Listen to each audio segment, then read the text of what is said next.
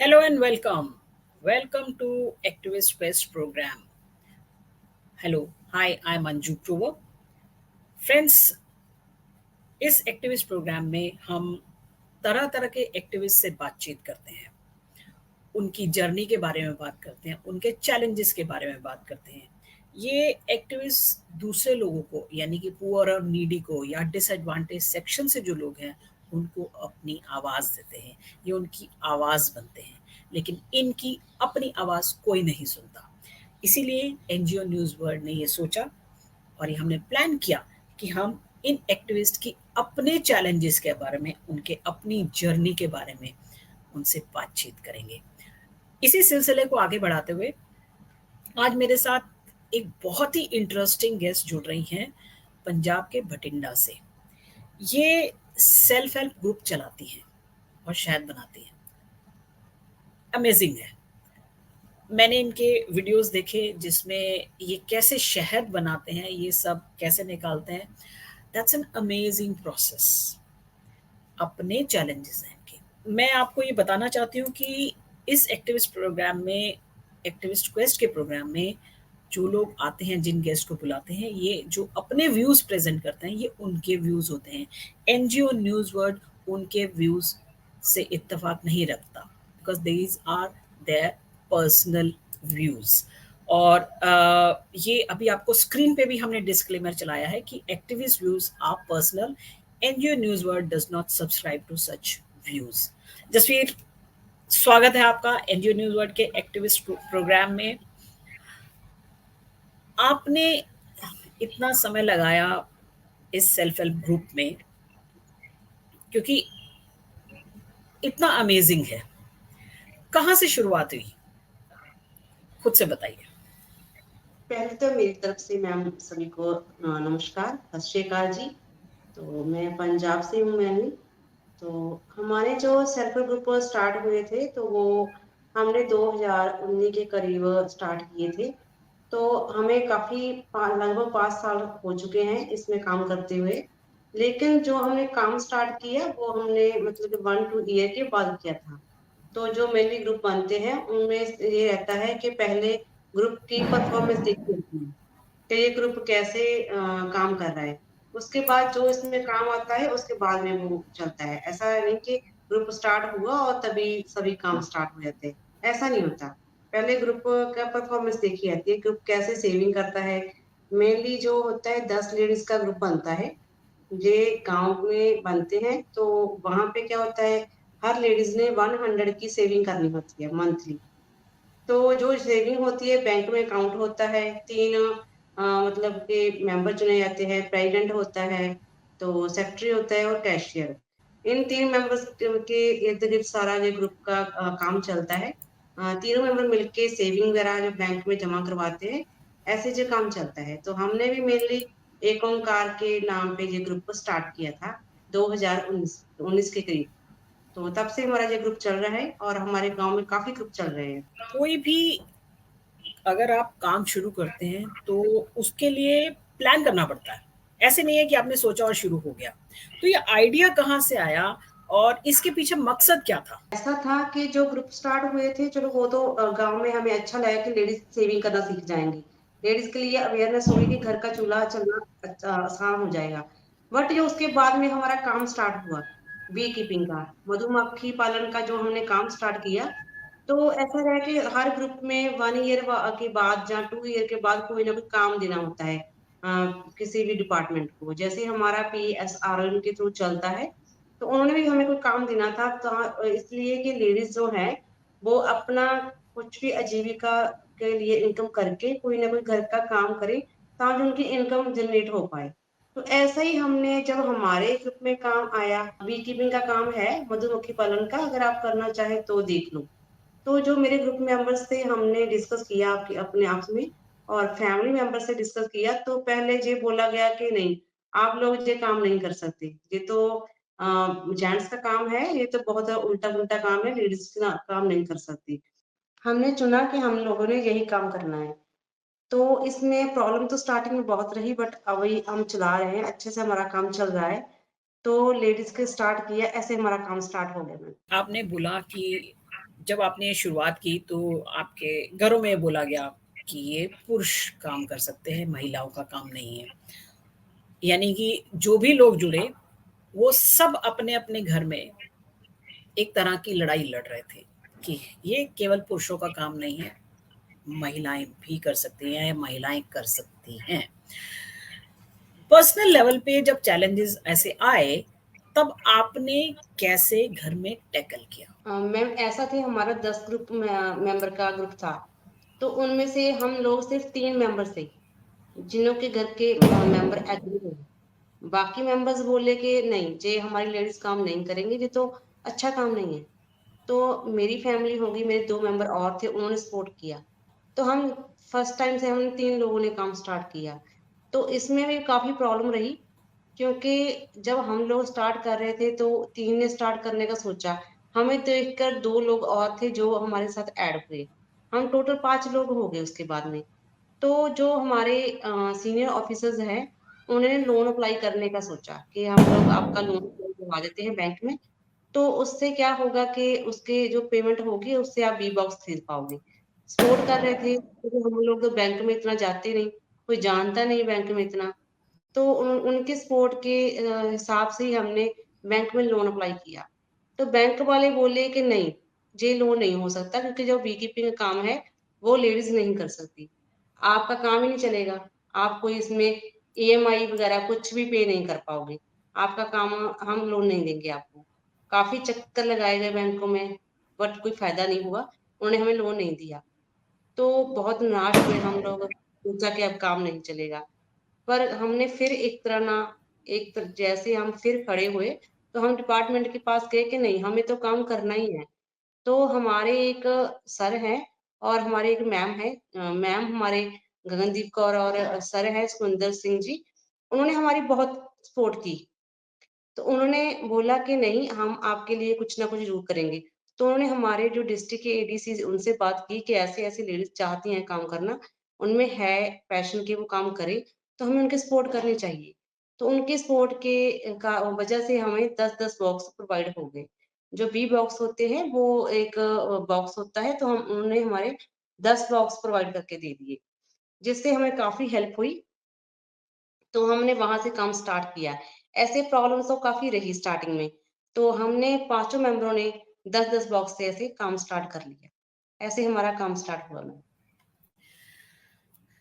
आजीविका हनी नाम आपने जी। बहुत अच्छा रखा है। ये फाइनेंशियल एम्पावरमेंट का, विमेन एम्पावरमेंट का एक बहुत जीता जाता सबूत है।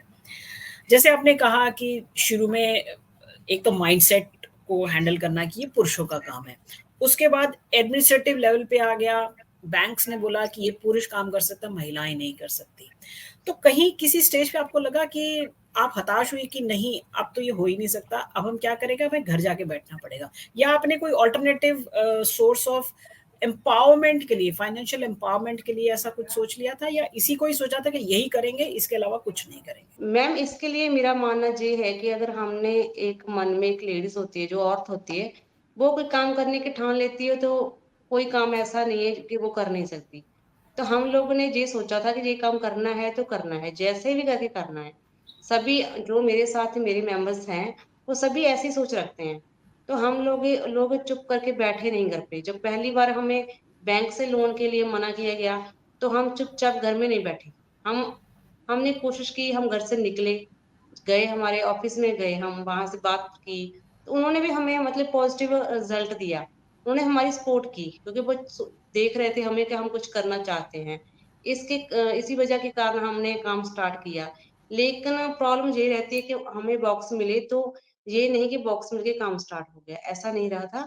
तो फिर उन्होंने हमारी काफ़ी, और हॉर्टिकल्चर डिपार्टमेंट है, वहाँ से हमें हेल्प मिली।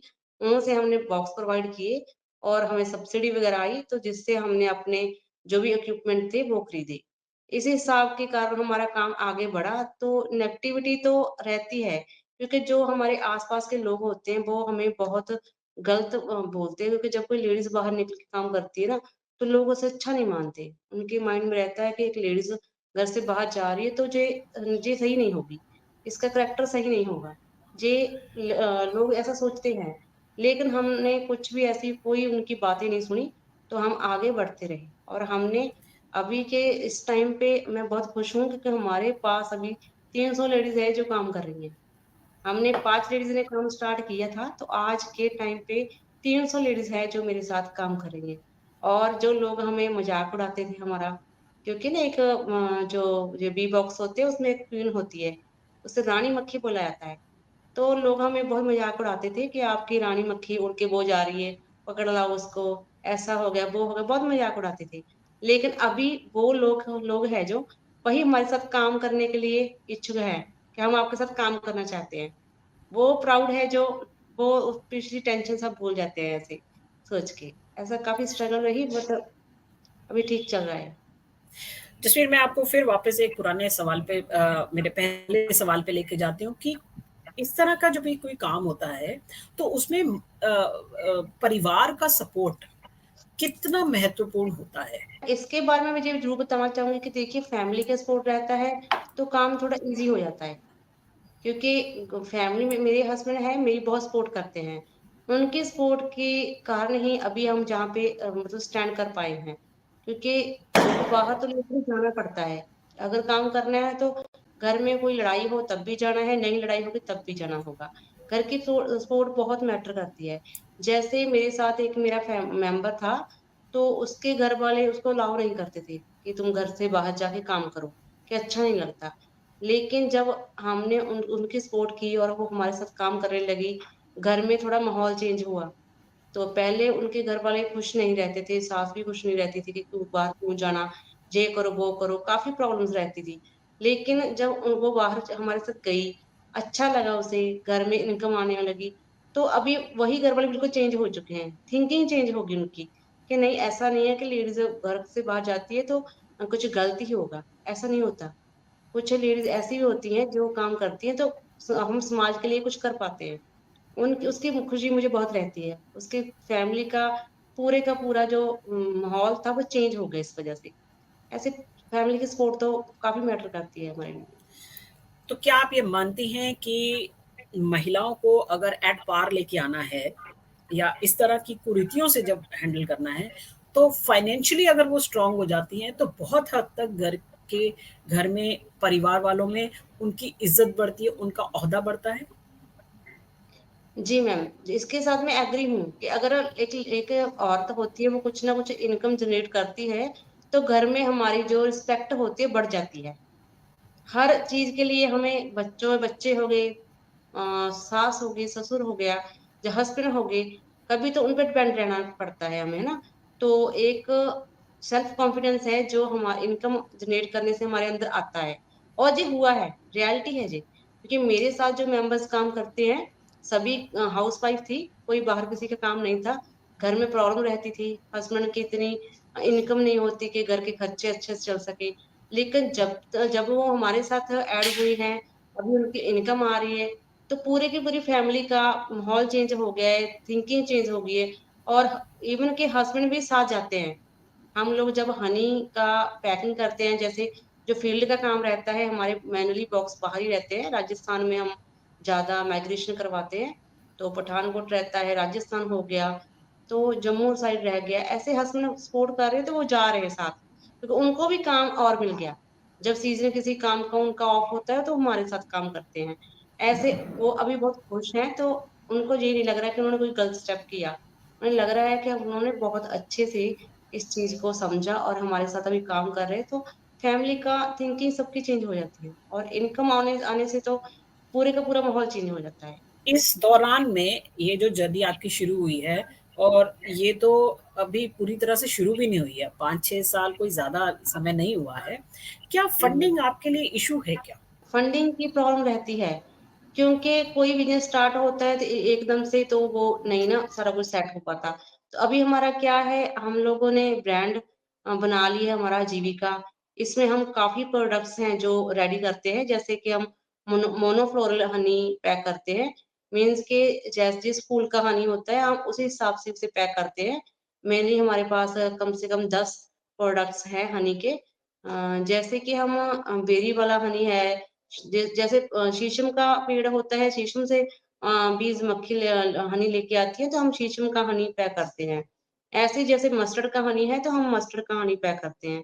इसके अलावा हम हनी के काफ़ी गार्लिक हनी हो गया, ड्राई फ्रूट हनी हो गया, तो ऐसे इसके बी प्रोडक्ट्स भी रेडी करते हैं। इसका बी पोलन हो गया, काफ़ी प्रोडक्ट्स हैं जो हम इसमें अभी पैक कर रहे हैं।